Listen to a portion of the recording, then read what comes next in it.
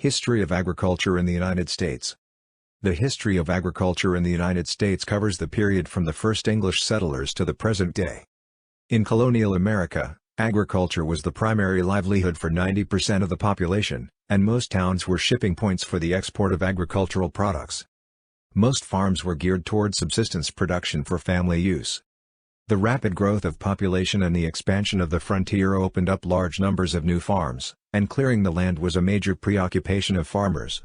After 1800, cotton became the chief crop in southern plantations, and the chief American export. After 1840, industrialization and urbanization opened up lucrative domestic markets. The number of farms grew from 1.4 million in 1850, to 4.0 million in 1880, and 6.4 million in 1910, then started to fall, dropping to 5.6 million in 1950 and 2.2 million in 2008. Pre-colonial era. Prior to the arrival of Europeans in North America, the continent supported a diverse range of indigenous cultures. While some populations were primarily hunter-gatherers, other populations relied on agriculture. Native Americans farmed domesticated crops in the eastern woodlands, the Great Plains, and the American Southwest. Colonial farming, 1610 to 1775.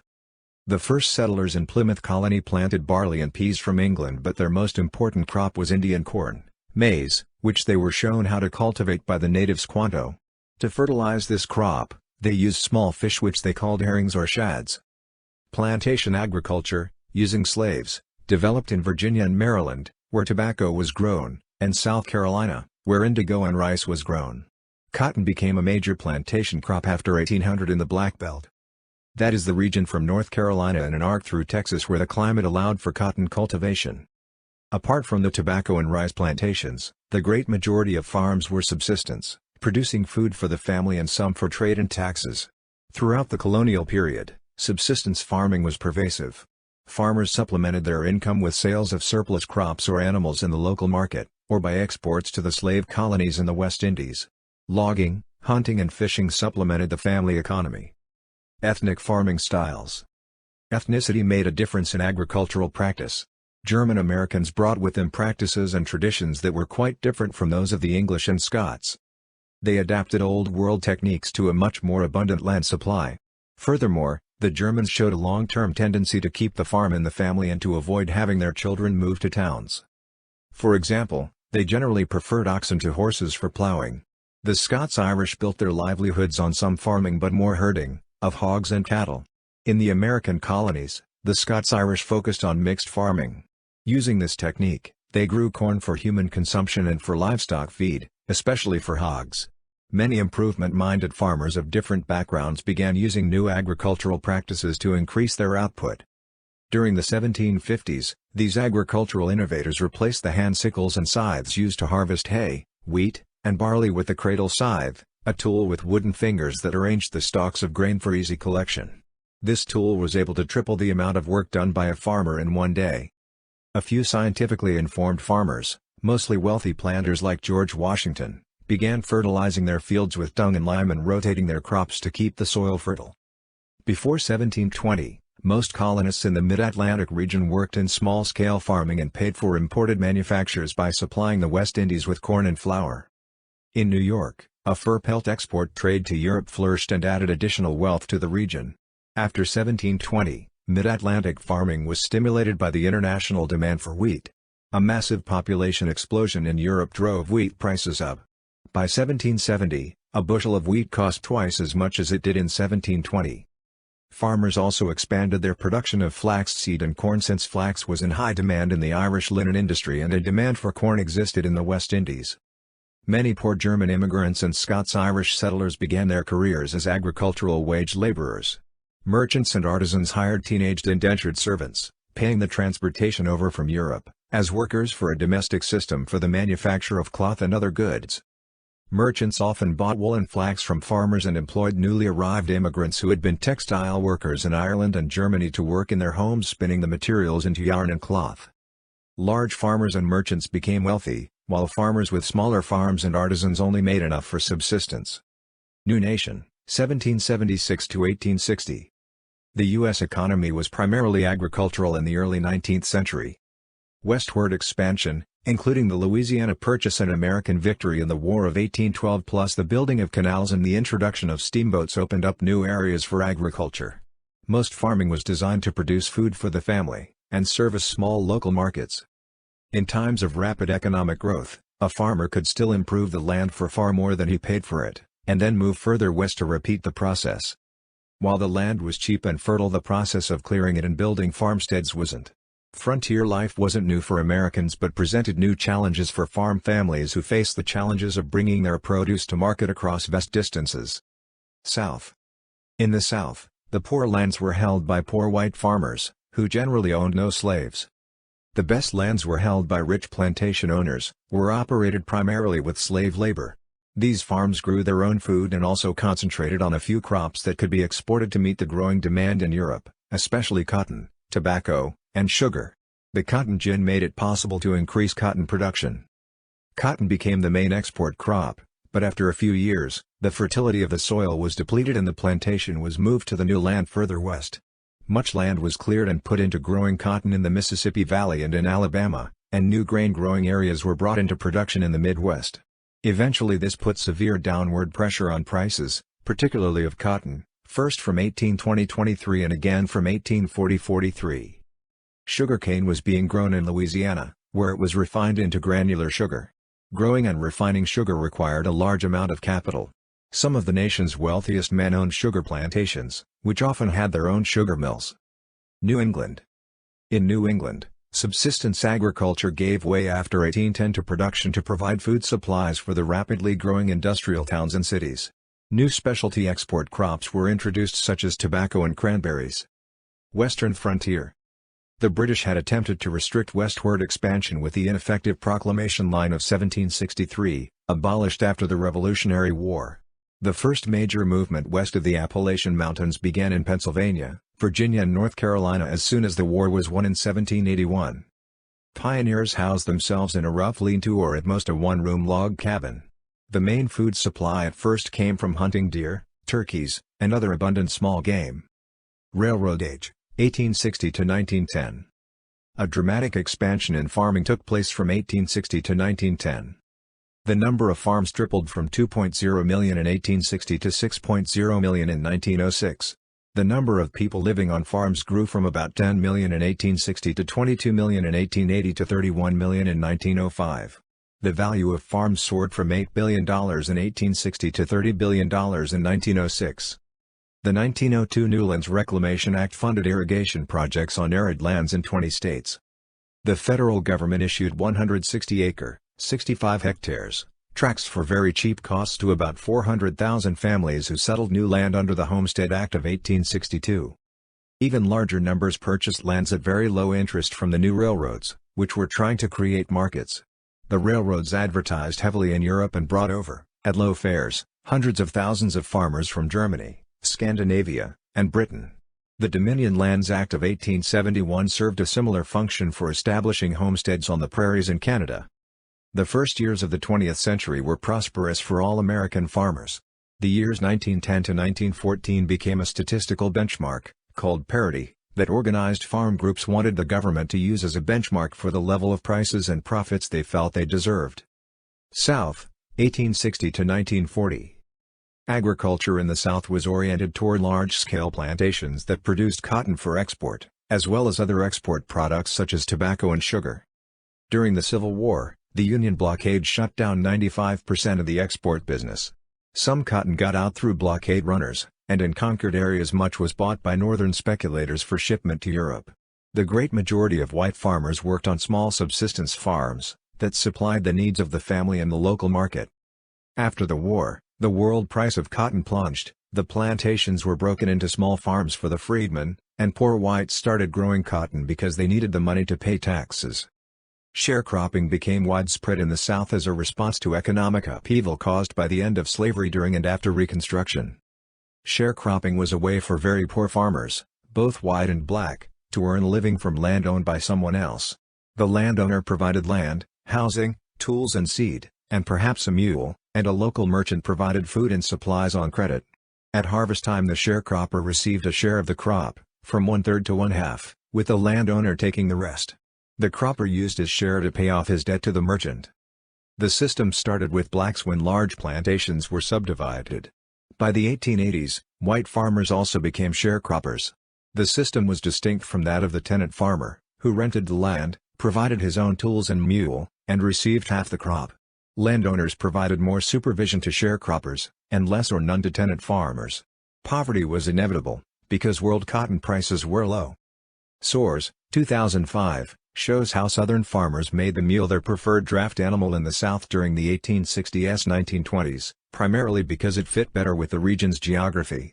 Mules better withstood the heat of summer, and their smaller size and hooves were well suited for such crops as cotton, tobacco, and sugar. The character of soils and climate in the lower South hindered the creation of pastures, so the mule breeding industry was concentrated in the border states of Missouri, Kentucky, and Tennessee. Transportation costs combined with topography to influence the prices of mules and horses, which in turn affected patterns of mule use. The economic and production advantages associated with mules made their use a progressive step for Southern agriculture that endured until the mechanization brought by tractors. Beginning around the mid-20th century, Texas began to transform from a rural and agricultural state to one that was urban and industrialized. Grange. The Grange was an organization founded in 1867 for farmers and their wives that was strongest in the Northeast, and which promoted the modernization not only of farming practices but also of family and community life.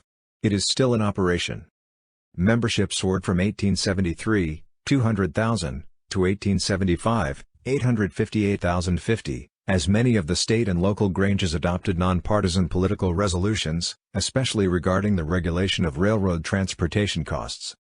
The organization was unusual in that it allowed women and teens as equal members. Rapid growth infused the national organization with money from dues, and many local Granges established consumer cooperatives, initially supplied by the Chicago wholesaler Aaron Montgomery Ward. Poor fiscal management, combined with organizational difficulties resulting from rapid growth, led to a massive decline in membership.